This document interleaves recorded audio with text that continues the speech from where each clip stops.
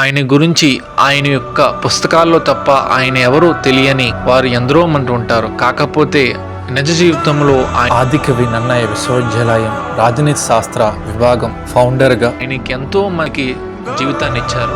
ఒక ఉపాధ్యాయుడు, teacher, student ఎలాంటి బంధం ఉంటుందో ఆయనతో కలిసి నడిచేటప్పుడు మనకు తెలుస్తుంది. ఒక గొప్ప రాజనీతి శాస్త్రవేత్త, అలానే ఒక గొప్ప మానవతావాది. అందరూ బాగుపడాలి, అందులో మనం ఉండాలి అన్న ఆలోచనలో ఆయన ముందు ఉంటారు. 2 తెలుగు రాష్ట్రాల రాజనీతి శాస్త్ర పాఠకులకు తన జీవితాంతం విశేష సేవలు అందించిన నా గురువు గారు అయినటువంటి లేట్ డాక్టర్ బిక్కాని వీర వెంకట బాలకృష్ణ గురువు గారికి ఈ యొక్క వీడియోని అంకితం చేస్తున్నాను. అలాంటి ప్రొఫెసర్ యొక్క చరిత్రగానే ఉండిపోకన్నా తరతరాలు ఆయన యొక్క తెలుసుకోవాలని ఈ వీడియోలో ఆయన్ని భాగం చేశాను. Doctor Bikkani Veera Venkata Balakrishna sir. Hi my dear friends. So exam dates దగ్గరికి వచ్చాయి కాబట్టి మనం రివిజన్తో పాటు మోస్ట్ ఎక్స్పెక్టెడ్ క్వశ్చన్స్ అనేవి నా యొక్క నాలెడ్జ్ మేరకు ఇస్తున్నానండి. సో ఇవే పడతాయని నేను చెప్పను, ఎందుకంటే ఇప్పుడున్న ప్రభుత్వాలు వాళ్ళు అపాయింట్మెంట్ చేసిన అధికారులు ఏదైతే ఉన్నారో అవుట్ ఆఫ్ సిలబస్ లేకపోతే ఒక 10 యూనిట్లు అనుకోండి, ఓన్లీ 2 యూనిట్ల నుంచి ఇవ్వడం ఇలా మనకి చూస్తున్నాం. సో మొన్ననే జరిగిన నెట్లో కూడా చూసాం. సో అవుట్ ఆఫ్ సిలబస్లు ఇస్తారు, అలానే ప్రశ్న పత్రాలు ఎలా వస్తాయని మనకు ముందుగా చెప్పరు. సో దాన్ని బట్టి నా యొక్క నాలెడ్జ్ మేరకు ఇస్తున్నాను. ఇవే పడతాయని చెప్పడానికి, కాకపోతే నా యొక్క నాలెడ్జ్లో ఇవి పడతాయని నేను అనుకుంటున్నాను, అది గమనించగలరు. తర్వాత వీడు చెప్పింది పడలేదు అని నన్ను తిట్టుకోకండి.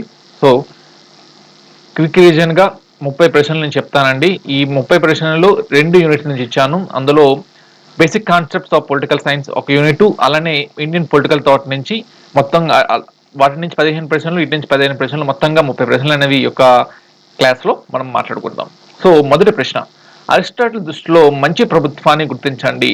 అరిస్టాటిల్ దృష్టిలో మంచి ప్రభుత్వాన్ని గుర్తించండి అనగా, సో మొదటి ఆప్షన్ వచ్చేసి ఆప్షన్ ఏ వచ్చి మొనార్చీ, ఆప్షన్ బి వచ్చేసి పాలిటీ, ఆప్షన్ సి వచ్చేసి ఆలిగర్చీ, ఆప్షన్ డి వచ్చేసి అరిస్టోక్రాసీ. సో అరిస్టాటిల్ దృష్టిలో మంచి ప్రభుత్వం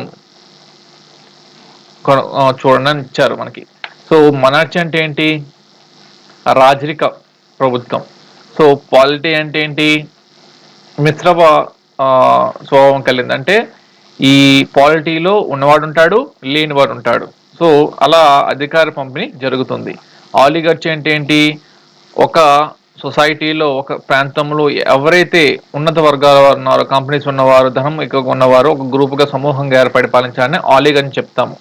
అలానే అరిస్టోక్రసీ ఒక సమాజంలో ఒక భూభాగంలో ఎవరైతే బాగా ప్రభుత్వం పట్ల లేకపోతే విద్య పట్ల బాగా పూర్తిగా అవగాహన కలిగి ఉంటారో వాళ్ళంతా ఒక సమూహంగా ఏర్పడ్డాన్ని అరిస్టోక్రసీ అని చెప్పుకుంటాం. సో మీరు ఎవరైతే ఆల్రెడీ తెలుగు అకాడమీ బుక్స్ చదువుకుంటారో వాళ్ళు ఈజీగా పెట్టగలరు. నేను ఎందుకు తెలుగు అకాడమీ చెప్తున్నానంటే, ఓన్లీ తెలుగు అకాడమీ బేస్ చేసుకుని ఇచ్చాను అనుకోండి, ఈ ప్రశ్నలు మీరు ఈజీగా పెట్టేస్తారు. సో కాకపోతే ఎటు నుంచి ఇస్తారో మనకు తెలియదు. కాబట్టి ఈ అరిస్టాటిల్ దృష్టిలో మంచి ప్రభుత్వాన్ని గుర్తించండి అంటే, ఇక్కడ మనకి మంచి ప్రభుత్వం అరిస్టాటిల్ దృష్టిలో ఏంటి?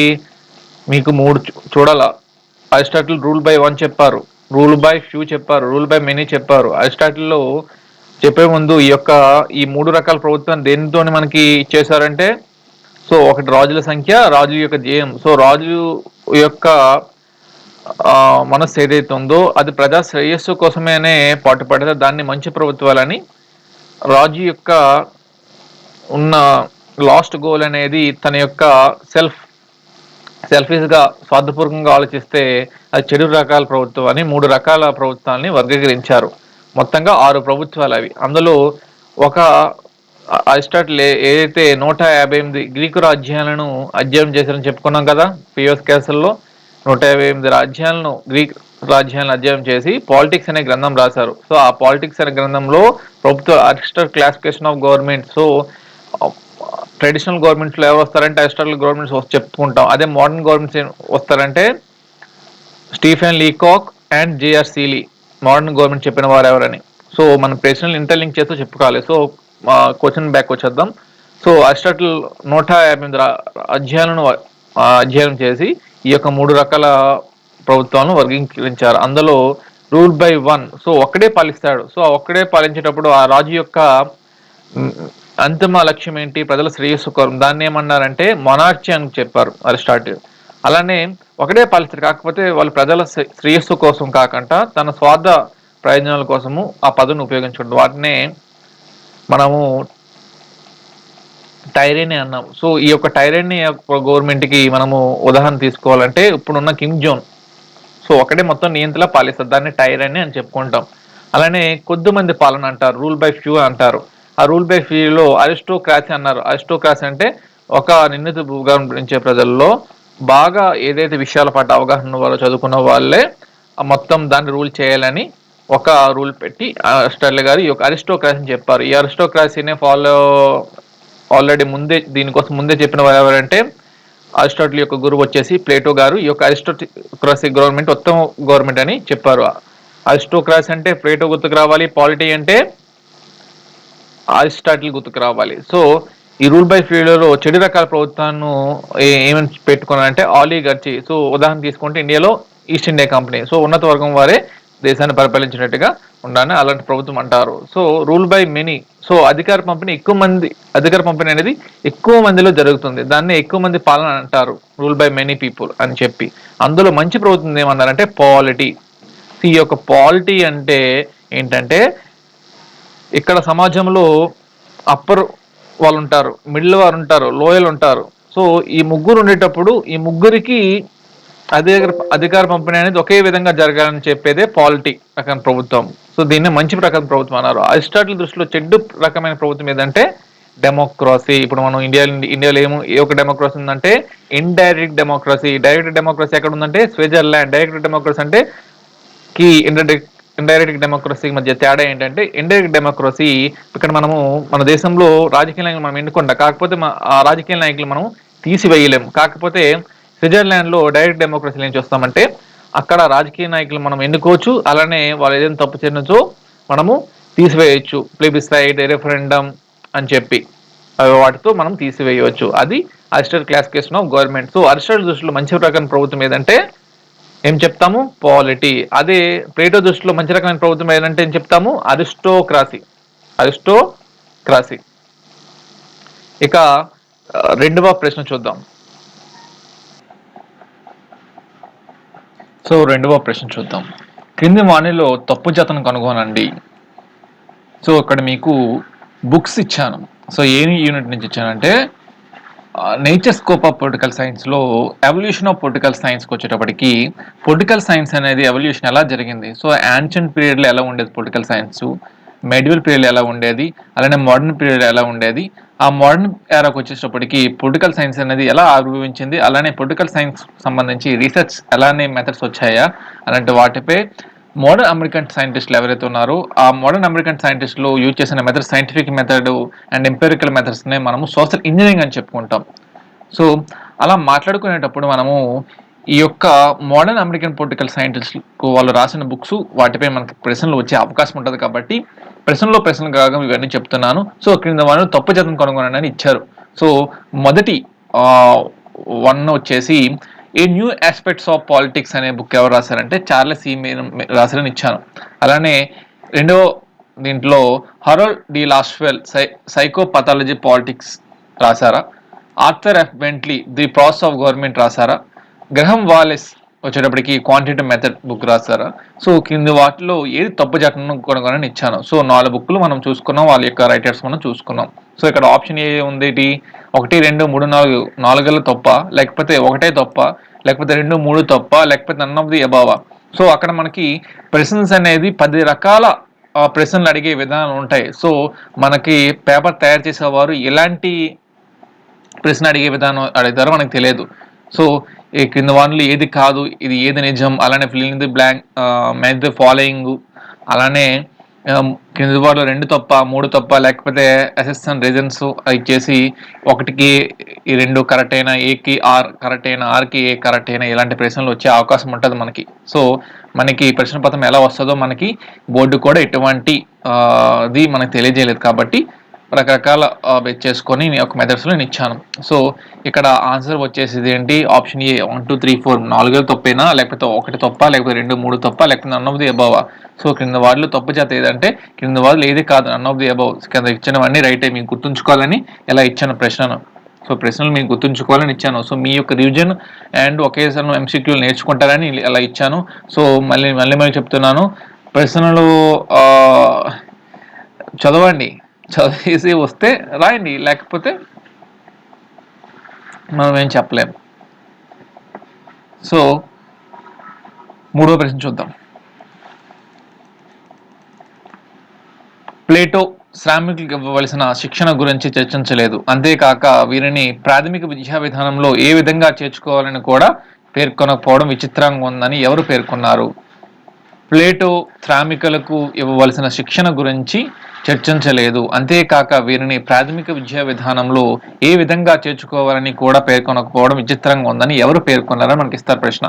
సో ఆప్షన్ ఏ వచ్చేసి ఎర్నెస్ట్ బార్కరా, లేకపోతే ఆప్షన్ బి వచ్చేసి జిఆర్ఎఫ్ ఫెర్రానా, లేకపోతే ఆప్షన్ సి వచ్చేసి జిహెచ్ సబైనా, లేకపోతే ఆప్షన్ డి వచ్చేసి కార్ల్ ప్రొపరా.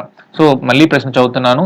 ప్లేటో శ్రామికులకు ఇవ్వవలసిన శిక్షణ గురించి చర్చించలేదు, అంతేకాక వీరిని ప్రాథమిక విద్యా విధానంలో ఏ విధంగా చేర్చుకోవాలని కూడా పేర్కొనకపోవడం విచిత్రంగా ఉందని ఎవరు పేర్కొన్నారు? సో మనకి ఇక్కడ నేషనల్ లెవెల్కి మన స్టేట్ లెవెల్కి మధ్య తేడా ఏంటంటే, నేషనల్ లెవెల్ కన్నా నా యొక్క ఉద్దేశంలో ఏంటంటే, నేషనల్ లెవెల్ కన్నా మన యొక్క స్టేట్ ప్రొఫెసర్స్ అనేవి మోస్ట్ ఎక్స్పీరియన్స్డ్ ఫ్యాకల్టీస్ ఉన్నారు.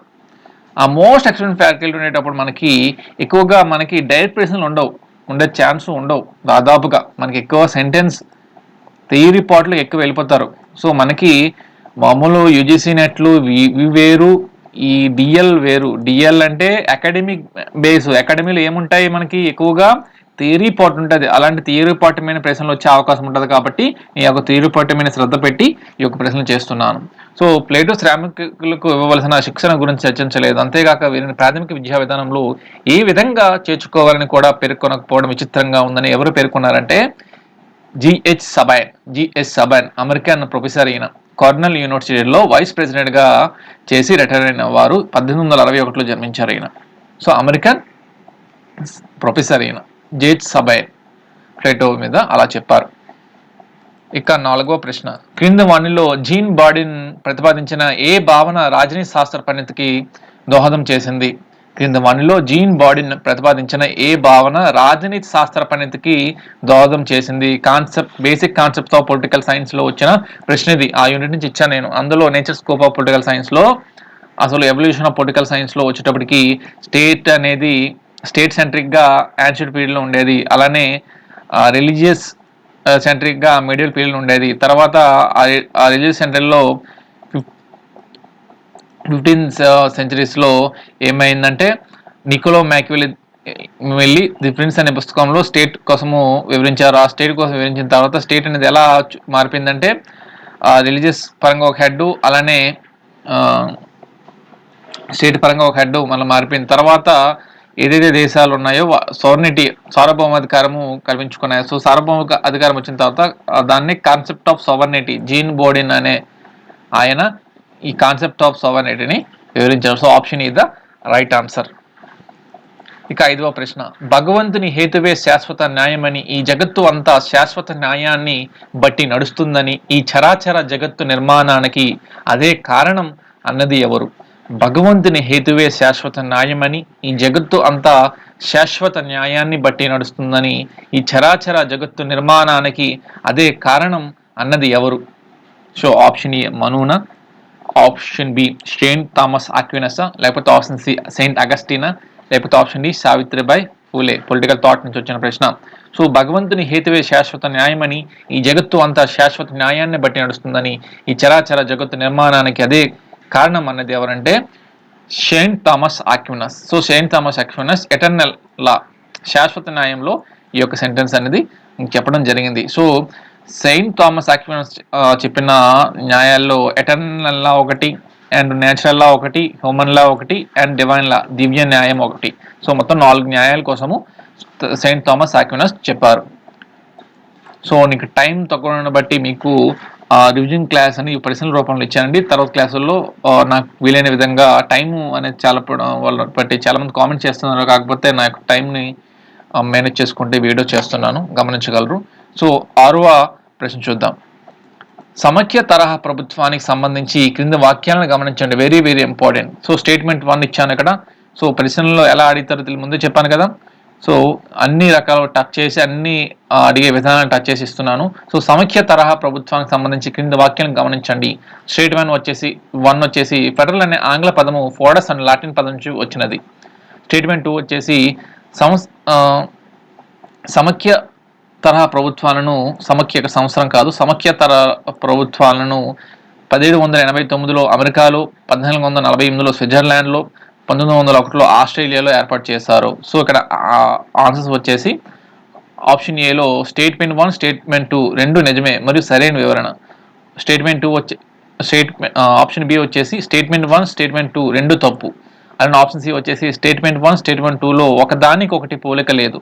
అలానే ఆప్షన్ డి వచ్చేసి స్టేట్మెంట్ 1 తప్పు, స్టేట్మెంట్ 2 నిజం. సో సమైక్య తరహా ప్రభుత్వానికి సంబంధించిన వాక్యాల్లో ఫెడరల్ అనే పదము ఫోడస్ అనే లాటిన్ పదం నుంచి వచ్చింది. ఈ యొక్క ఫోడస్ అంటే ఏంటంటే అగ్రిమెంట్ ఆర్ ట్రీటీ అని అర్థం. సో అమెరికా కెనడా ప్రభుత్వాలను ఎందుకు ఫెడరల్ గవర్నమెంట్స్ ఏమంటామంటే అక్కడ వాళ్ళ యొక్క అధికార పంపిణీ కోసము సమైక్యగా ఒక అగ్రిమెంట్ చేసుకొని, ట్రీటీ చేసుకుని ఏర్పడ్డాయి. సో అందుకోసమే ఫెడరల్ ఫార్మ్ ఆఫ్ గవర్నమెంట్స్ అని చెప్పుకుంటాం. అలానే సమైక్య తరహా ప్రభుత్వాలను అమెరికాలో 1789 రైటు, 1848లో స్విట్జర్లాండ్లో, 1901లో ఆస్ట్రేలియాలో. సో రెండు నిజమే. సో స్టేట్మెంట్ 1, స్టేట్మెంట్ 2 రెండు నిజమే మరియు సరైన వివరణ. Option A is the right answer. So మళ్ళీ పీడిఎఫ్ పెట్టండి, మళ్ళీ అడగండి. సో పీడిఎఫ్ కావాలంటే మనము పీడిఎఫ్ అంతా ప్రైమ్లోనే పెడుతున్నామండి. సో ఒక ప్రశ్నకు ₹1 లెక్క, మొత్తం 30 ప్రశ్నలు ₹30. సో ఎందుకంటే దీనికి చేయడానికి చాలా టైం పడుతుంది, మీకు తెలిసే ఉంటుంది, ఆల్రెడీ మనం అందరం ఫ్యాకల్టీస్ కాబట్టి. సో 7వ ప్రశ్న చూద్దాం. రాజకీయ సామర్థ్యాలు, సుస్థిరత తదితర అంశాలు ఏ విధంగా రూపొందుతాయో ఆ క్రమంలో వాటిపై గల ప్రత్యక్ష పరోక్ష ప్రభావాలు కారకాలు ఏ విధంగా ఉంటాయని తెలిపిన మ్యాక్యూవెల్లీ గ్రంథం ఏది? రాజకీయ సామర్థ్యాలు, సుస్థిరత తదితర అంశాలు ఏ విధంగా రూపొందుతాయో ఆ క్రమంలో వాటిపై గల ప్రత్యక్ష పరోక్ష ప్రభావాలు కారకాలు ఏ విధంగా ఉంటాయో అని తెలిపిన మ్యాక్యూవెల్లీ గ్రంథం ఏది అని ఇచ్చారు మనకి. సో ఆప్షన్ ఏ వచ్చేసి ది ప్రిన్స్, ఆప్షన్ బి వచ్చేసి Art of War, option C వచ్చేసి డిస్కోర్సెస్, ఆప్షన్ డి వచ్చేసి the History of Florence. So ఇవన్నీ నికోలో మ్యాక్యూవెల్ రాసిన బుక్స్. అందులో మనకి ఎక్కువగా తెలిసింది ఏంటి, అందరం చదువుంటాము, నికోమెల్ రాసిందంటే ది ప్రిన్స్ స్టేట్ కోసం వివరించారు కాబట్టి దాది మనం పెట్టేస్తాం. కాకపోతే ఇక్కడ మనకి చూసుకోండి, సెంటెన్స్ చదువుకోండి ఒకసారి. రాజకీయ సామర్థ్యాలు, సుస్థిరత తదితర అంశాలు ఏ విధంగా రూపొందుతాయో ఆ క్రమంలో వాటిపై గల ప్రత్యక్ష పరోక్ష ప్రభావాల కారకాలు ఏ విధంగా ఉంటాయో అని తెలిపిన మ్యాక్యూవెల్లీ గ్రంథం ఏదంటే the discourse on living. Option C the right answer. The discourses గ్రంథంలో ఆయన చెప్పారు. ఇక 8వ ప్రశ్న. క్రింది వాటిలో గ్రీక్ నగర రాజ్యాలకు సంబంధించి వాక్యాలను గమనించండి. క్రింది వాటిలో గ్రీక్ నగర రాజ్యాలకు సంబంధించి వాక్యాలను గమనించండి. So intermediate civics and text book అనేది మారిందండి, చూడగలరు, అప్డేట్ సిలబస్ ఇచ్చారు కొద్దిగా. సో క్రింద వాటిలో గ్రీక్ నగర రాజ్యాలకు సంబంధించి వాక్యాలను గమనించండి. సో ఇక్కడ మనకి రోమన్ 1లో ఎజీనా, ఆర్గోస్, అథెన్స్, కార్నిస్, స్పార్టా, థెబ్స్ గ్రీకు నగర రాజ్యాలు. అలానే రామ్ 2లో గ్రీక్ నగర రాజ్యాలను ప్రొఫెసర్ కాట్లిన్ సిటీ కమ్యూనిటీస్ అని వివరించారు. ఇక రోమన్ నెంబర్ 3 వచ్చేసి గ్రీక్ రాజ్యాలు నివసించే ప్రజలను 3 కేటగిరీలకు వివరించబడ్డారు. సో వరుసగా సిటిజన్స్ అని, ఎలెన్స్ అని, స్లేవ్స్ అని వివరించారు. అలానే రోమన్ 4 వచ్చేసి అరిస్టాటిల్ అథెన్స్లో జన్మించారు. సో ఎవరైతే చదువుంటారు ఈజీగా చెప్పేస్తారు. సో ఇందులో ఆప్షన్ ఏ ఓన్లీ 2నా రైటా, లేకపోతే ఓన్లీ 3 రైటా, లేకపోతే ఆల్ ఆర్ రాంగా, లేకపోతే ఆల్ ఆర్ కరెక్టా. సో క్రింద వాటిలో గ్రీక్ రాజ్యాలకు సంబంధించి వాక్యాలను గమనించనున్నారు. సో ఎజీనా, ఆర్గోస్, అథెన్స్, కార్నిస్, స్పార్టా, థెబ్స్ అనేవి గ్రీక్ నగర రాజ్యాలు. అలానే గ్రీకు రాజ్యాలు ప్రొఫెసర్ కాట్లిన్ ఏం చెప్పారంటే సిటీ కమ్యూనిస్ట్గా చెప్పారు, సిటీ కమ్యూనిస్ట్గా వివరించారు. సో గ్రీక్ రాజ్యాలు నివసించే ప్రజలను 3 కేటగిరీలుగా వివరించబడ్డారు. అందులో సిటిజన్స్ అని, అలానే ఎలియన్స్ అంటే ఒక ప్రాంతం నుంచి వచ్చిన ఎలియన్స్ అని, అలానే సిటిజన్స్కి సేవ చేసేవాళ్ళని స్లేవ్స్ అని చెప్పారు. సో ఈ యొక్క 3 కేటగిరీల ఇది రైట్. అలానే అరిస్టాటిల్స్ ఎథెన్స్లో జన్మించారు, ఇది రాంగ్. సో ఇక్కడ ఓన్లీ ఒకటి రాంగ్, సో మిగతా 3 కరెక్ట్. సో ఓన్లీ 3 అనేది రైట్, ఇక్కడ ఓన్లీ 3 అనేది రైట్. సో ఒకటి రాంగ్. అరిస్టాటిల్ స్టాగిరా నగరంలో జన్మించారు, ప్లేటో అనేవారు ఏథెన్స్లో జన్మించారు. సో ఇక రోమన్ 1, రోమన్ 2, రోమన్ 3 ఇది right. So only 3 is the right, option B the right. So ఇలాంటి మనకి వచ్చే అవకాశం ఉంటుంది. ఇక్కడ మీకు కింద వాటిలో గ్రీక్ నగర రాజ్యాలకు సంబంధించి వాక్యాలను గమనించండి అని ఇచ్చారు, రైటా తప్ప అని ఏమి చెప్పలేదు. సో అలాంటి హైపోథెటికల్ గా మనకు ప్రశ్నలు వచ్చే అవకాశం ఉంటుంది. ఎందుకంటే ఒక కాంపిటేటివ్ ప్రిపేర్ అయ్యే అభ్యర్థితో దేశంలో ఉన్న అన్ని గవర్నమెంట్లు ఆడుకుంటున్నాయి. ఎందుకు ఆడుకుంటున్నాయి అంటే ఏ ఒక్క పరీక్షకు కానీ కరెక్ట్ సిలబస్ ఇవ్వట్లే, ఒక కరెక్ట్ సిలబస్ ఉండదు, ఆ సిలబస్తో పాటు వెయిటేజ్ కూడా ఉండట్లే. అసలు ఎగ్జామ్ పేపర్ చూస్తే ఆ సిలబస్కి ఇచ్చే సిలబస్కి ఎగ్జామ్లో వచ్చిన ప్రశ్నకు సంబంధమే లేదు.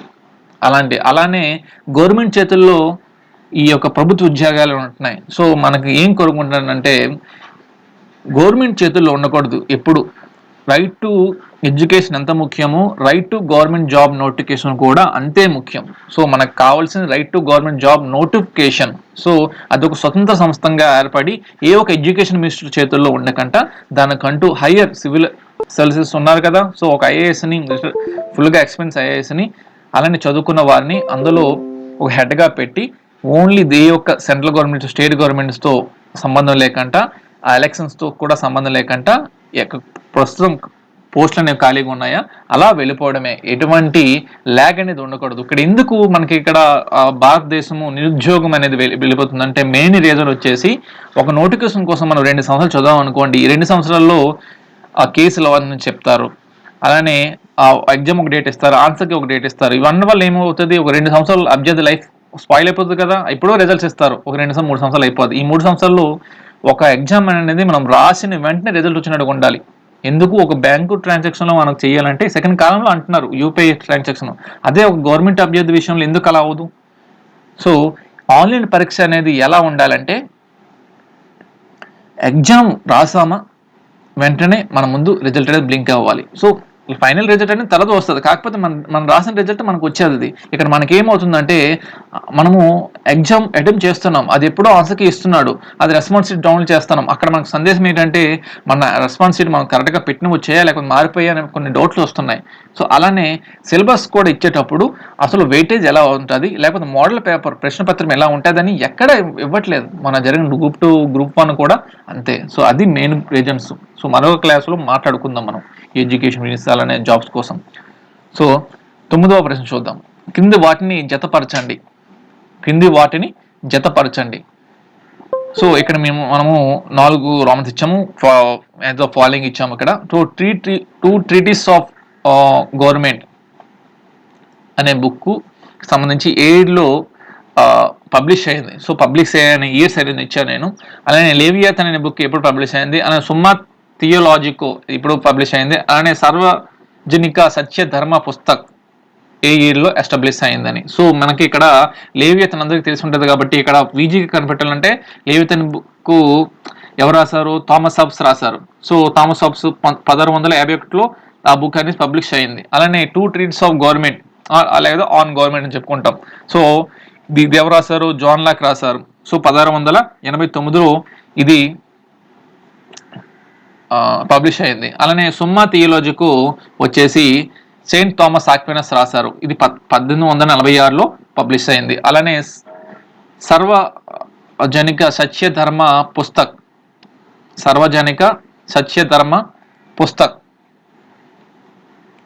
వచ్చేసి ఎవరు రాశారంటే జ్యోతిరావు పూలే గారు రాశారు, ఇది 1891లో పబ్లిష్ అయ్యింది. సో ఇక్కడ మనకేంటి 2 ట్రీటీస్ ఆఫ్ గవర్నమెంట్ ఎప్పుడంటే సి. అలానే లేవియాథన్ 1651 బి. అలానే సుమ్మా థియోలాజికో థామస్ ఆక్వినస్ 1846. అలానే సార్వజనిక సత్యధర్మ పుస్తక్ 1891. సో ఇక్కడ ఆన్సర్ వచ్చేసి ఏ ఇద్దరు అంటారు, సిబిఏడి. వెరీ వెరీ ఇంపార్టెంట్ అండి, నేను చాలా రీసెర్చ్ చేసి చెప్తున్నాను. అలానే నా యొక్క నాలెడ్జ్ మేరకు చెప్తున్నాను. 10వ ప్రశ్న చూద్దాం. ప్లేటో తాత్వికులే పాలకులుగా ఉండాలి, తాత్వికులు పాలించే రాజ్యమే ఆదర్శ రాజ్యం అని ఏ గ్రంథంలో చెప్పారు?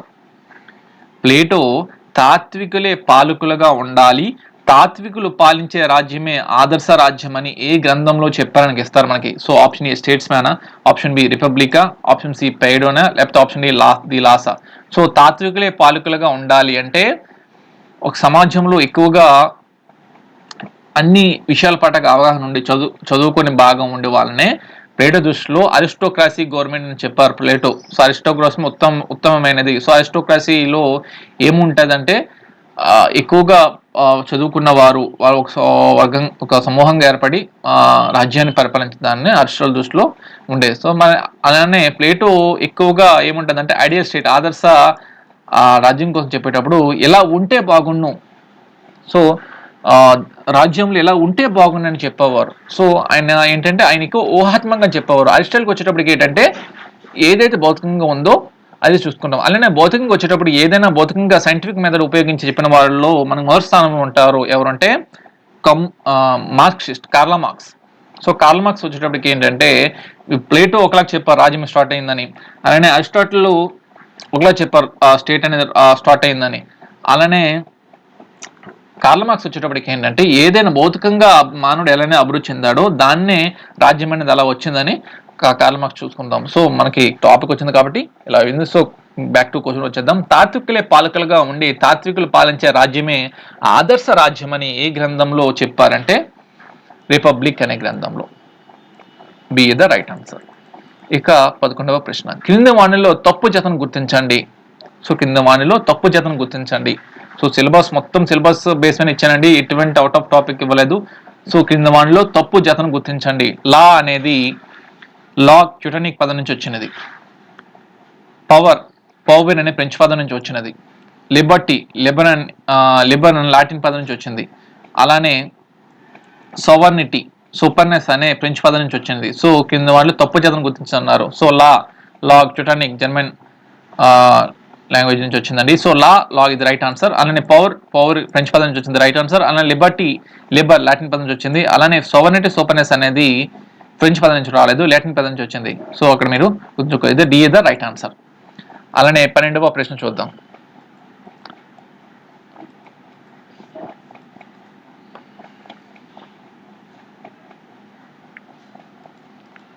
అర్థశాస్త్రంకు సంబంధించి క్రింద వాటిని గుర్తించండి అని అన్నారు. సో స్టేట్మెంట్ 1 ఇచ్చాను అక్కడ, వెరీ ఇంపార్టెంట్, మీరు గుర్తుంచుకోవాలని చెప్తున్నాను. స్టేట్మెంట్ 1, ఒక చక్రంపై ఆధారపడి బండి నడపనట్లే ఎంతటి బలవంతుడైన రాజైనప్పటికీ రాజ్యాన్ని ఒక్కడే పరిపాలించలేడని, రాజ్యానికి 7 ప్రాకృతులు లేదా అంగాలు ముఖ్యమని అర్థశాస్త్రం చెబుతుంది. మళ్ళీ చెప్తున్నా, స్టేట్మెంట్ 1, ఒక చక్రంపై ఆధారపడి బండి నడపలేనట్లే ఎంతటి బలవంతుడైన రాజైనప్పటికీ రాజ్యాన్ని ఒకడే పరిపాలించలేడని, రాజ్యానికి 7 ప్రకృతులు లేదా అంగాలు ముఖ్యమని అర్థశాస్త్రం చెబుతుంది. అలానే స్టేట్మెంట్ 2 చూద్దాం. 7 అంగాలు వరుసగా స్వామి, అమర్త్య, జనపద, దుర్గ, కోశం, మిత్ర, సైన్యం, సప్తాంగ తీయారిది. అలానే స్టేట్మెంట్ 3లో కౌటిల్యుడు 7వ అధికారంలోని 18వ అధ్యాయంలో మండల సిద్ధాంతం కోసం వివరించారు. అలానే స్టేట్మెంట్ 4లో 6వ అధికారంలోని మొదటి అధ్యాయంలో సప్తాంగ సిద్ధాంతం వివరించారు. సో అర్థశాస్త్రం అనేది ఎవరు రాశారంటే అర్థశాస్త్రం ఎవరు రాశారంటే కౌటిల్య రాశారు. సో కౌటిల్య రాసిన అర్థశాస్త్రం సంబంధించి ఈ 4 స్టేట్మెంట్లు ఇచ్చాను. సో ఈ 4 స్టేట్మెంట్లు అనేవి మీరు బాగా గమనించవలసి, వెరీ ఇంపార్టెంట్. మీకు అన్ని ఈ తిరగలేరు కాబట్టి అందుకోసం ఒకే ప్రశ్నలో మొత్తం డేటా ఇచ్చేసాను. సో స్టేట్మెంట్ 1 మళ్ళీ చదువుతాను. ఒక చక్రంపై ఆధారపడి బండి నడపలేనట్లే ఎంతటి బలవంతుడైన రాజైనప్పటికీ రాజ్యాన్ని ఒక్కడే పరిపాలించలేడని, రాజ్యానికి 7 ప్రకృతులు లేదా అంగాలు ముఖ్యమని అర్థశాస్త్రం చెబుతుంది. స్టేట్మెంట్ 2, 7 అంగాల వరుసగా స్వామి, అమర్త్య, జానపద, దుర్గా, కోసం, మిత్ర, సైన్యం. అలానే స్టేట్మెంట్ 3, కౌటిల్యుడు 7వ అధికారంలోని 18వ అధ్యాయంలో మండల సిద్ధాంతం కోసం వివరించారు. అలానే స్టేట్మెంట్ 4లోని 6వ అధికారంలోని మొదటి అధ్యాయంలో సప్తాంగ సిద్ధాంతం వివరించారు. సో ఇక్కడ ఆప్షన్ ఏ వచ్చి అన్ని తప్ప, ఆప్షన్ బి వచ్చేసి స్టేట్మెంట్ 1, 2, 3 కరెక్టా, లేకపోతే స్టేట్మెంట్ 4 తప్ప, లేకపోతే అన్ని కరెక్టా, లేకపోతే స్టేట్మెంట్ 1, స్టేట్మెంట్ 2, స్టేట్మెంట్ 3 తప్ప, లేకపోతే స్టేట్మెంట్ 4 రైటా. సో ఇక్కడ ఆన్సర్ వచ్చేసి స్టేట్మెంట్ అన్నీ రైటే, అన్నీ కరెక్టే. ఇక్కడ మీకు గుర్తుంచుకోవాలని ఈ 4 స్టేట్మెంట్స్ అనేవి ఇచ్చాను. సో కౌటిల్య రాసిన శాస్త్రం పేరే అర్థశాస్త్రం. ఇక 13వ ప్రశ్న, 6 బుక్స్ ఆఫ్ రిపబ్లిక్ అను గ్రంథాన్ని ఎవరు రాశారు? 6 బుక్స్ ఆఫ్ రిపబ్లిక్ అను గ్రంథాన్ని ఎవరు రాశారంటే ఆప్షన్ ఏ ప్లేటోనా, ఆప్షన్ బి హెరాల్డ్ లాస్వెల్నా, లేకపోతే ఆప్షన్ సి జీన్ బాడీనా, లేకపోతే ఆప్షన్ డి మెయిట్లాండా. So 6 books of the Republic ఎవరు రాశారంటే హెరాల్డ్ లాస్వెల్. 14వ ప్రశ్న, విద్య లేక జ్ఞానం లేదు, జ్ఞానం లేక విలువలు లేవు, విలువ లేక ప్రగతి లేదు, ప్రగతి లేక సంపద లేదు, సంపద లేక శూద్రులు నాశనమయ్యారు, విద్య లేకపోవడంతో సర్వస్వం కోల్పోయారు అని ఏ గ్రంథంలో మహాత్మా జ్యోతిరావు పూలే వివరించారు? విద్య లేక జ్ఞానం లేదు, జ్ఞానం లేక విలువలు లేవు, విలువ లేక ప్రగతి లేదు, ప్రగతి లేక సంపద లేదు, సంపద లేక శూద్రులు నాశనమయ్యారు, విద్య లేకపోవడంతో సర్వస్వం కోల్పోయారు అని ఏ గ్రంథంలో మహాత్మా జ్యోతిరావు పూలే వివరించారంటే ఆప్షన్ ఏ బ్రాహ్మణచే కషబ 1869లో అది పబ్లిష్ అయింది, గులాం గిరైన 1873, లేకపోతే సెక్టారియంచ అశుద్ధ 1883, లేకపోతే అస్పృశ్యంచే కఫయత్త 1893. సో ఇక్కడ ఆన్సర్ వచ్చేసి సెత్కారియంచే అశుద్ధ్ అనే పుస్తకంలో ఈ యొక్క విషయాలను మహాత్మా జ్యోతిరావు పూలే గారు చెప్పారు. సో ఈ సెత్కారియంచే అశుద్ధ్ అనేది ఏం చెప్తుందంటే రైతులు అప్పట్లో ఎదుర్కొన్న కష్టాల కోసం వివరించారు. అలానే ఇప్పుడు బ్రాహ్మణేతర వాళ్ళపై దౌర్జన్యాలు యొక్క దీనిలో చెప్పారు. అలానే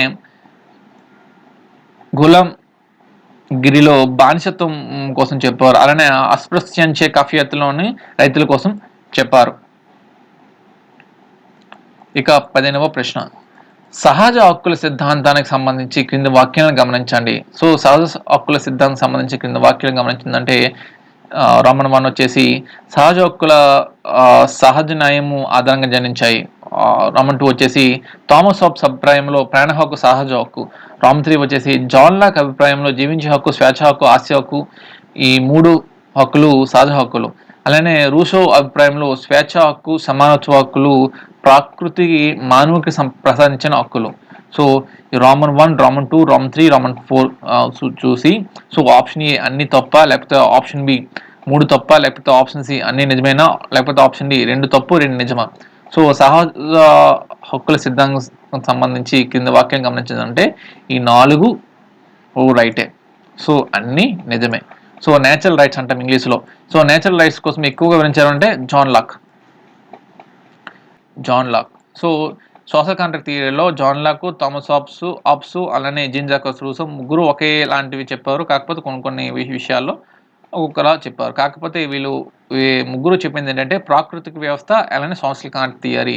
సో మనిషి ఏదైతే రాజు రాకముందు ఎక్కువగా హ్యూమన్ సోర్స్ అనేది దొరికే ముందు ప్రజలందరూ సుఖ సంతోషాలతో జీవించేవారు. సో అలా కొన్ని ఏళ్ళ అయిన తర్వాత హ్యూమన్ రిసోర్స్ అనేది తగ్గిపోయిన తర్వాత ప్రజల మధ్య ఘర్షణ పెరిగిన తర్వాత ప్రజలందరం కలిసి ఒక కాంట్రాక్ట్ చేసుకున్నారు. సో మనము గొడవకూడదు, మనం గొడవడేటప్పుడు ఎవరైనా మనల్ని పరిపాలించే విధంగా ఒక రాజును లేకపోతే ఒక వ్యక్తిని మనం పెట్టుకుందామని చెప్పి వాళ్ళ మధ్య ప్రజల మధ్య జరిగిన కాంట్రాక్ట్ని సోషల్ కాంట్రాక్ట్ థియరీగా ముగ్గురు చెప్తున్నారు.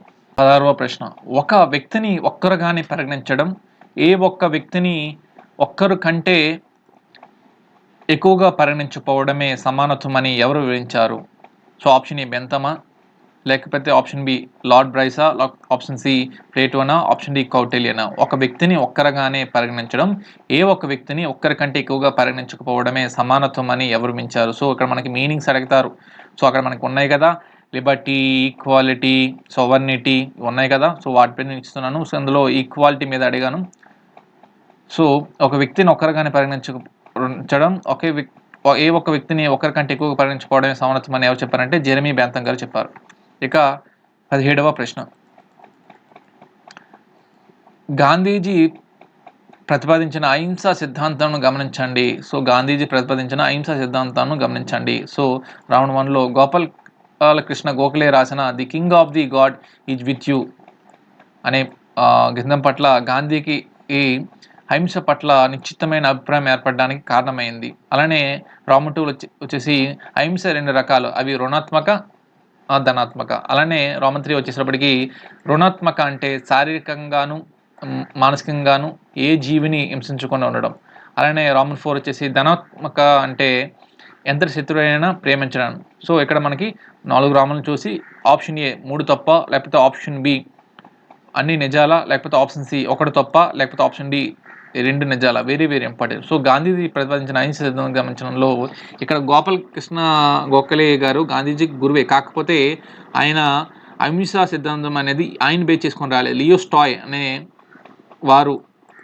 లియోస్టాయ్ the king of the god with you అనే గ్రంథం పట్ల ఆకర్షితులై దానికి ప్రభావం చూపడం వల్ల ఈ అంశ పట్ల నిశ్చితమైన అభిప్రాయం ఏర్పడడానికి ఒక కారణంగా మనం చెప్పవచ్చు. సో ఇక్కడ మనకి 1 తప్పు. So option C the right answer. 18వ ప్రశ్న. క్రింది వాణిలో వివిధ దేశాల యొక్క దిగువ సభలను మరియు వాటి సంఖ్య కనిష్ట వయస్సు తప్పుగా ఉన్న జతను కనుగొనండి. సో క్రింది వాణిలో వివిధ దేశాలు యొక్క దిగువ సభలను మరియు వాటి సంఖ్య కనిష్ట వయస్సు తప్పుగా ఉన్న జతను కనుగొనండి. సో రోమన్ 1 వచ్చేసి బ్రిటన్ హౌస్ ఆఫ్ కామన్స్ వచ్చేటప్పటికి 650. అలానే హౌస్ ఆఫ్ కామన్స్ అంటే రిప్రజెంటేటివ్. సో మన లోక్సభని చెప్పుకుంటాం కదా, సో అక్కడ హౌస్ ఆఫ్ కామన్స్ అని చెప్పుకుంటాం. సో 650 సీట్లు. సో కనిష్ట వయసు వచ్చేటప్పటికి 18 సంవత్సరాలు. అలాగే రామన్ 2లో అమెరికాలో హౌస్ ఆఫ్ రిప్రజెంటేటివ్స్ సో మొత్తము 435. సో కనిష్ట వయసు వచ్చేటప్పటికి 25 సంవత్సరాలు. అలానే భారత్ వచ్చేటప్పటికి లోక్సభ 543 సీట్లు. సో కనీస వయసు వచ్చేటప్పటికి 21 సంవత్సరాలు. అలానే రోమన్ 4 వచ్చేటప్పటికి స్విట్జర్లాండ్ సో నేషనల్ కౌన్సిల్ అని అంటారు. సో అక్కడ నేషనల్ కౌన్సిల్ యొక్క మెంబర్స్ వచ్చేటప్పటికి లిమిట్ వచ్చేసి 200. అలానే కనీస వయసు వచ్చేటప్పటికి 18 సంవత్సరాలు. సో ఇక్కడ మనకి ఆప్షన్ ఏ 3 రాంగా, లేకపోతే ఆప్షన్ బి రోమన్ 2 రాంగా, లేకపోతే ఆప్షన్ సి రోమన్ 4 రాంగా, లేకపోతే ఆప్షన్ డి రోమన్ 1 రాంగా. సో ఇక్కడ మనకి ఆప్షన్ రోమన్ 3 ఇది the wrong answer. So option A the right answer. So భారత్లో లోక్సభ ఉన్న సంఖ్య వచ్చేసి 543. అలానే కనీస వయసు వచ్చేటప్పటికి 25 సంవత్సరాలు. అలానే రాజ్యసభకు వచ్చేటప్పటికి 245. దాని యొక్క లిమిట్ వచ్చేసరికి 250. 19వ ప్రశ్న. జాన్ స్టోవర్ట్ మిల్ అభిప్రాయంలో పరోక్ష ప్రజాస్వామ్యం అంటే ఆప్షన్ ఏ నియమిత కాలంలో తామెన్నుకున్న ప్రతినిధుల ద్వారా మొత్తం దేశ ప్రజలు లేదా వారిలో అధిక సంఖ్యాకులు ప్రభుత్వ నిర్వహణలో పాల్పంచుకోవడమా, లేకపోతే ఆప్షన్ బి నిరంతరం ప్రశ్నిస్తూ ఆదర్శ ప్రభుత్వాన్ని తయారు చేయడమా, లేకపోతే ఆప్షన్ సి ప్రజలకు అధికారం అన్న ముసుగులో రాజకీయ నాయకులు చేసే ఎత్తుగడన, లేకపోతే ఆప్షన్ డి ప్రజా సంక్షేమ పథకాల ద్వారా సమన్యాయం కల్పిస్తూ అన్ని రకాల సంస్కృతులను గౌరవిస్తూ ప్రజలను ప్రభుత్వంలో భాగస్వామ్యం చేయడమా. సో జాన్ స్టూవర్ట్ మిల్ అభిప్రాయంలో పరోక్ష ప్రజాస్వామ్యం అంటే నియమిత కాలంలో తామెన్నుకున్న ప్రజాప్రతినిధుల ద్వారా మొత్తం దేశ ప్రజలు లేదా వారిలో అధిక సంఖ్యాకులు ప్రభుత్వ నిర్వహణలో పాల్పంచుకోవడాన్నే పరోక్ష ప్రజాస్వామ్యం అని చెప్తారు. సో డైరెక్ట్ డెమోక్రసీ అంటే ఏ గవర్నమెంట్ గుర్తుకు రావాలంటే స్విట్జర్లాండ్లో గుర్తుకు రావాలి. సో అక్కడ ప్లెబిసైట్ రిఫరెండం ద్వారా రాజకీయాలు తప్పు చేస్తే తీసే అధికారం అక్కడ వాళ్ళకి ఉంటుంది. ఇక 20వ ప్రశ్న. క్రింది వాటిలో అంబేద్కర్ రాసిన రచనలు గుర్తించండి. సో ఆప్షన్ ఏ వచ్చేసి హూ వర్ అన్టచబుల్స్, అలానే problem of rupee. Option B వచ్చేటప్పటికి thoughts on linguistic and annihilation of caste. అలానే ఆప్షన్ సి వచ్చేటప్పటికి state and minorities and Ranade Gandhi and Jinnah. అలానే ఆప్షన్ డి వచ్చేటప్పటికి the evolution of provincial finance in British India and on revolution. So ఇక్కడ మీకు అంబేద్కర్ గారు రాసిన అన్ని బుక్లను ఇచ్చేసాను నేను. సో ఈ యొక్క బుక్స్లో ఏది తక్కువ రాంగ్గా ఉంది. సో అన్నీ అంబేద్కర్ రాసిన బుక్లే, కాకపోతే డిలో ఈ సిలో బిలో ఏలో ఏది రాంగ్గా ఉంది మనము చూడాలి. సో ఆప్షన్ ఏలో అన్ని అంబేద్కర్ రాసినవా, లేకపోతే ఆప్షన్ బిలో రెండవది అంబేద్కర్ రాయలేదా, లేకపోతే ఆప్షన్ సిలో మొదటిది అంబేద్కర్ రాయలేదా, లేకపోతే ఆప్షన్ డిలో రెండవది అంబేద్కర్ రాయలేదా. సో ఆప్షన్ డిలో రెండవది అంబేద్కర్ రాయలేదు. ఆన్ రెవల్యూషన్ అనేది అన్నా అర్డెంట్ గారు రాశారు. అన్నా అర్డెంట్ ఆన్ రెవల్యూషన్ మీకు గుర్తుందా, వెరీ వెరీ ఇంపార్టెంట్. యూట్యూబ్ ఎగ్జామ్స్లో మనకి అడుగుతున్నారు. సో క్రింది వాటిలో అంబేద్కర్ రాసిన రచనలో డిలో the evolution of provincial finance in British India అనేది అంబేద్కర్ గారు రాశారు. సో ఆన్ రెవల్యూషన్ అనేది అన్నా అర్డెంట్ గారు రాశారు. సో 20లో D is the right answer. ఇక 21వ ప్రశ్న. అధ్యక్ష తరహా ప్రభుత్వంకు సంబంధించి తప్పుగా ఉన్న మౌలిక లక్షణాలను గమనించండి. సో అధ్యక్ష తరహా ప్రభుత్వం అంటే presidential form of government. So option ఏలో వచ్చేటప్పటికి ఏకసభ్య కార్యనిర్వాహక వర్గం, నిరవధ సమతుల్య సిద్ధాంతం. ఆప్షన్ బి వచ్చేటప్పటికి అధ్యక్షులు పరోక్ష ఎన్నిక, శాసనసభలను రద్దు చేసే అధికారం, అధ్యక్షుని కొనటం. ఆప్షన్ సి నిర్ణీత పదవీ కాలం ఉండదు. ఆప్షన్ డి ప్రధానమంత్రి నాయకత్వం. సో అధ్యక్ష తరహా ప్రభుత్వంకి సంబంధించి తప్పుగా ఉన్న మౌలిక లక్షణం ఏదంటే అది అసలు అధ్యక్ష తరహా ప్రభుత్వం అంటే ప్రైమ్ మినిస్టర్ అనేవారు ఉండరు అక్కడ, దేశ అధ్యక్షులు ఉంటారు అక్కడ, అధ్యక్ష అనే పదంలో ఉంది. So option D the right answer. ప్రధానమంత్రి ఎక్కడ ఉంటారు? బ్రిటన్లో ఉంటారు, అలానే ఇండియాలో ఉంటారు. So parliamentary form of government ఉంటాయి కాబట్టి. ఇక 22వ ప్రశ్న, స్వేచ్ఛ బాధ్యతే కానీ హక్కు కాదు. రాజ్య పరిధిలో ప్రభుత్వ చట్టాలకు పూర్తి విధేయత చూపించడం ద్వారానే వ్యక్తి స్వేచ్ఛ లభిస్తుందని ఎవరు చెప్పారు? సో మనకి లిబర్టీస్లో 3 రకాల వంటివి ఉంటాయి. సో వ్యూస్ ఆఫ్ ఇండివిజువలిస్ట్, వ్యక్తి స్వేచ్ఛావాదులని, అలానే వ్యూస్ ఆఫ్ అథారిటేరియన్స్ వ్యూస్ అని చెప్పి, అలానే సోషలిస్ట్ వ్యూస్ అని ఉంటాయి. సో ఆప్షన్ ఏ అధికారవాదుల, లేకపోతే ఆప్షన్ బి వ్యక్తి స్వేచ్ఛావాదుల, లేకపోతే ఆప్షన్ సి స్వామ్యవాదుల, లేకపోతే ఆప్షన్ డి సోపిస్టుల. సో స్వేచ్ఛ బాధ్యతే కానీ హక్కు కాదు. రాజ్య పరిధిలో ప్రభుత్వ చట్టాలకు పూర్తి విధేయత చూపించడం ద్వారానే వ్యక్తి స్వేచ్ఛ లభిస్తుందని ఎవరు చెప్పారంటే అధికారవాదులు, అథారిటేరియన్స్ చెప్పారు. ఇక 23వ ప్రశ్న, మనువు చట్టం న్యాయపాలనలో తప్పుగా ఉన్నదాన్ని గుర్తించండి. సో మనుస్మృతి ఏదైతే ఉందో, సో మనువు చట్ట ప్రకారం న్యాయపాలనలో తప్పుగా ఉన్నది గుర్తించండి అన్నారు. సో ఆప్షన్ ఏ జేబు దొంగలకు 2 వేలను తీసివేయాలా, లేకపోతే ఆప్షన్ బి బ్రాహ్మణులను కఠినంగా శిక్షించకూడదా, లేకపోతే ఆప్షన్ సి న్యాయాన్ని బ్రాహ్మణుడే సమీక్షించాలి తప్ప శూద్రుడు చేయకూడదా, లేకపోతే ఆప్షన్ డి స్త్రీలను, వృద్ధులను సలహా సమావేశాలకు తప్పనిసరిగా హాజరు కానివ్వాలా. సో మనువు రాసిన చట్టం న్యాయపాలనలో ఈ ఏబిసి 3 రైటే. సో మనువు అక్కడ బ్రాహ్మణులకు ఎక్కువ ఆధిపత్యం ఇస్తూ ఆ కాలంలో రాశారు. అందుకోసమే ఇండియాలో మనుస్మృతి, సో మనువు ఒక మంచి పొలిటికల్ థింకరే, కాకపోతే ఆయన రాసిన మనుస్మృతి అనేది బట్టి ఆయన్ని చాలామంది విమర్శిస్తుంటారు. ఎందుకు ఇప్పటికీ వర్గ పోరాటం అనేది ఇండియాలో అవుతుంది. ఇప్పుడు వరకు సెక్యులర్ స్టేట్ అంటున్నా, లేకపోతే డెమోక్రటిక్ స్టేట్ అంటున్నా, sovereign, socialist, secular, democratic, republic ఏముంటున్నా రాజ్యాంగం చదవరు. కాకపోతే ఈ క్యాస్టిజం అనేది ఇండియాలో ఉండిపోతుంది. సో మనువు చట్ట న్యాయపాలనలో తప్పుగా ఉన్నదాన్ని గుర్తించాలంటే మనువు అక్కడ చట్ట న్యాయపాలనలో ఏం చెప్పారంటే స్త్రీలను, వృద్ధులను సలహా సమావేశాలకి దూరంగా ఉంచాలని చెప్పారు. ఎందుకంటే స్త్రీలు, వృద్ధులు బట్టి కమ్యూనికేషన్ బట్టి ఆ సమాచారం వేరే వారికి వెళ్ళిపోతుంది. కాబట్టి అక్కడ తప్పనిసరిగా హాజరు కానివ్వాలనేది రాంగ్ ఆన్సర్. సో వారికి దూరంగా ఉంచాలని మనం చెప్పాడు. ఇక 24వ ప్రశ్న, లా ఆఫ్ కాన్స్టిట్యూషన్ అన్న గ్రంథం ఎవరు రాశారు? లా ఆఫ్ కాన్స్టిట్యూషన్ అన్న గ్రంథం ఎవరు రాశారంటే ఆప్షన్ ఏ ఏవి డైసా, లేకపోతే ఆప్షన్ బి జాన్ ఆస్టినా, లేకపోతే ఆప్షన్ సి థామస్ హాబ్సా, లేకపోతే option D Aristotle. So law of constitution అనే గ్రంథం ఎవరు రాశారంటే ఏవి డైసీ రాశారు.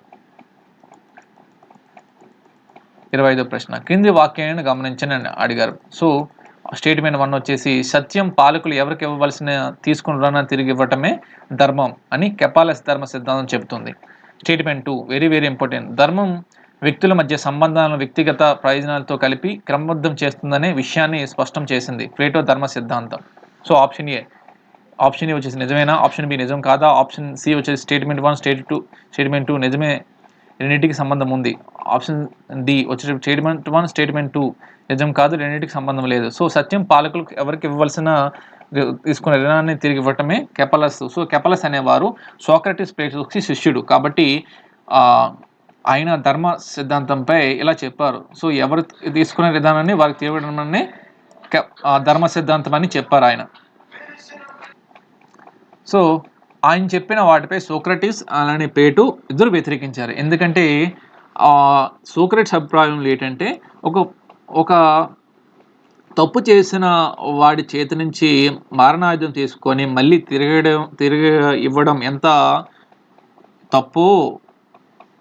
సో ఎవరు తీసుకున్న రుణాన్ని అలా ఇవ్వడం అనేది రాంగ్ స్టేట్మెంట్ అవుతుందని చెప్పి కెపాలెస్ చెప్పుకున్న ఆ యొక్క సిద్ధాంతాన్ని వ్యతిరేకించారు ప్లేటో వాళ్ళు. సో వీళ్ళు ఏం చెప్పారంటే ధర్మ వ్యక్తుల మధ్య సంబంధాలను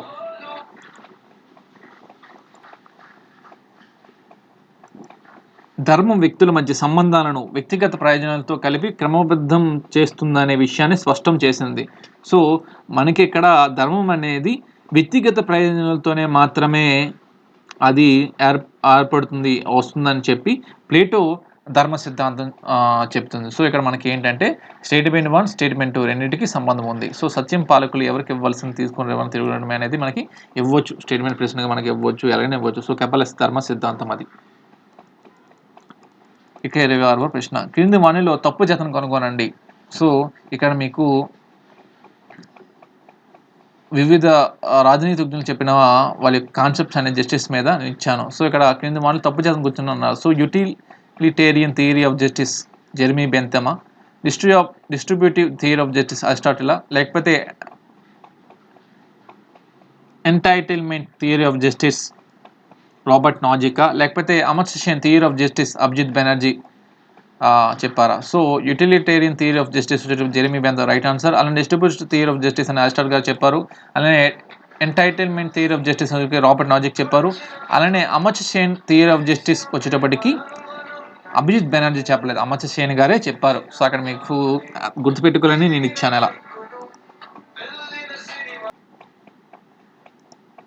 సో 27వ ప్రశ్న చూద్దాం. క్రింది వాణిలో రాజనీతి శాస్త్రవేత్తల గ్రంథంలో అందుబాటులో వచ్చిన సంవత్సరాలు వరుసగా అమర్చండి అని మనకి ఇస్తారు. సో రోమన్ 1 వచ్చేసి ది ప్రిన్సు, రోమన్ 2 వచ్చేసి డి హోమిని, రోమన్ 3 వచ్చేసి 2 ట్రీటీస్ ఆఫ్ గవర్నమెంట్, అలానే రోమన్ 4 వచ్చేసి పొలిటికల్ లిబరలిజం. సో ఇక్కడ ఆప్షన్ ఏ వచ్చేసి 1, 2, 3, 4 వరుసగా, లేకపోతే ఆప్షన్ బి వచ్చేసి 2, 3, 4, 1, లేకపోతే ఆప్షన్ సి వచ్చేసి 1, 3, 2, 4, లేకపోతే ఆప్షన్ డి వచ్చేసి 1, 2, 4, 3. సో క్రింద వాళ్ళు రాజనీతి శాస్త్రవేత్తల గ్రంథంలో అందుబాటులోకి వచ్చిన సంవత్సరాలు వరుసగా అమర్చండి అంటే ది ప్రిన్స్ అనేది మరోసారిగా వచ్చిందండి. సో 1813 ఈ టైంలో. తర్వాత డి హోమిని వచ్చింది. తర్వాత 2 ట్రీటీస్ ఆఫ్ గవర్నమెంట్ అనే బుక్ వచ్చింది. తర్వాత పొలిటికల్ లిబరలిజం జాన్ రాల్స్ రాసినటువంటి బుక్. సో ఎవరైతే ఈ 4 బుక్లో మనకి ఏదో ఒక గుర్తుంచుకుంటే చాలు, ది ప్రిన్స్. సో మనకి అన్ని పొలిటికల్ థాట్లు అన్ని బుక్లు చదవనక్కర్లేదు. సో వాళ్ళు రాసిన పబ్లిష్ అయిన ఏదో ఒక 3, 4, 5 ఇయర్స్ యొక్క పబ్లిష్ అయిన బుక్ మనకు గుర్తుంటే చాలు. సో ఇక్కడ మనకి వరుస క్రమంలో అన్నారు. సో లాస్ట్లో వచ్చింది ఏమంటారంటే పొలిటికల్ లిబరలిజం జాన్ రాల్స్ చెప్పారు. సో జస్టిస్ ఫెయిర్నెస్ అనేది కూడా జాన్ రాల్స్ చెప్పారు. సో పొలిటికల్ లిబరలిజం అనేది ఇక్కడ 4. సో ఇక్కడ ఏ కానీ సి కానీ అవుతుంది. సో ది ప్రిన్స్ అనే బుక్ నికో మ్యాకియావెల్లీ రాశారు 1813. సో 1, 4. సో ఇక్కడ డి హోమిని, అలానే 2 treatise of government. So De Homine యొక్క బుక్ ఎవరు రాశారు? థామస్ హాబ్స్ రాశారు. So De Homine Thomas Hobbes.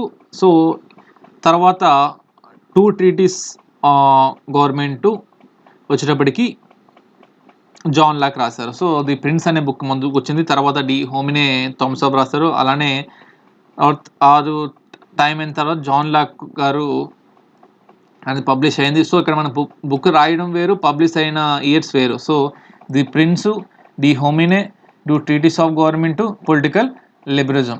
So 1, 2, 3, 4 ఇది రైట్ ఆన్సర్. ఇక 28వ ప్రశ్న, రాజ్యం ఒక తప్పించుకోరాని కీడు అనేది ఎవరి భావం? సో 28వ ప్రశ్న, రాజ్యం ఒక తప్పించుకోరాని కీడు అనేది ఎవరి భావం? So option A Saint Thomas ఆక్వినసా, లేకపోతే ఆప్షన్ బి సెయింట్ పౌలా, లేకపోతే ఆప్షన్ సి సెయింట్ అగస్టినా, లేకపోతే ఆప్షన్ డి సెయింట్ ఆండ్రియా. సో రాజ్యం ఒక తప్పించుకోరాని కీడు అనేది ఎవరి భావం అంటే సెయింట్ థామస్ ఆక్వినస్. 29వ ప్రశ్న, కౌటిల్య యుద్ధ తంత్రంలో కింది వాణిలో ఏది నిజం? సో మార్గశిరం డిసెంబర్ జనవరి మధ్య, రోమన్ 2 చైత్రమాసం మార్చి ఏప్రిల్, అలానే రోమన్ 3 జ్యేష్ఠ మాసం మే జూన్. సో ఆప్షన్ ఏ 1 తప్పు 2 నిజమా, లేకపోతే ఆప్షన్ బి అన్ని నిజమేనా, లేకపోతే ఆప్షన్ సి అన్ని తప్ప, లేకపోతే ఆప్షన్ డి 2 నిజం 1 తప్ప. సో కౌటిల్య యుద్ధ తంత్రంలో యుద్ధాలు ఏ టైంలో జరగాలని చెప్పి కౌటిల్య చెప్పారండి. సో మార్గశిరం వచ్చేటప్పటికి డిసెంబర్ జనవరి మధ్య ఎక్కువ కాలం యుద్ధం అనేది జరగాలని, అలానే చైత్రమాసంలో తక్కువ కాలం యుద్ధం జరగాలని, అలానే జ్యేష్ఠ మాసం వచ్చేటప్పటికి తక్కువ కాలంలో జరగాలి, కాకపోతే కొద్దిగా ఎక్కువ టైంలో ఒక సెట్ ఆఫ్ టైం నిర్ణయించుకొని జరగాలని ఈ యొక్క యుద్ధం సంబంధించి ఈ యొక్క మార్గశిరం చైత్రమాసం జ్యేష్ఠ మాసం కోసం చెప్పారు. సో ఇక్కడ మనకి అన్ని నిజమే, right. So B the right answer.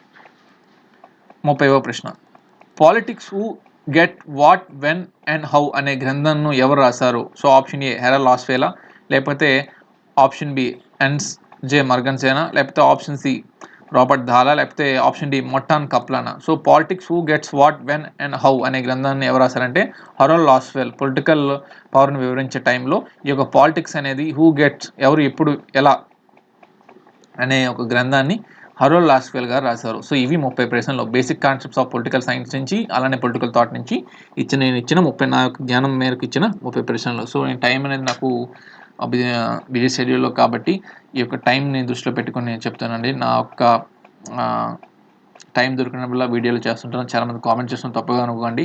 కొద్దిగా బిజీ షెడ్యూల్ బట్టి ఈ ప్రశ్నలు నేను కొద్దిగా లేట్గా పెడుతున్నాను. So wish you all the best. జై హింద్.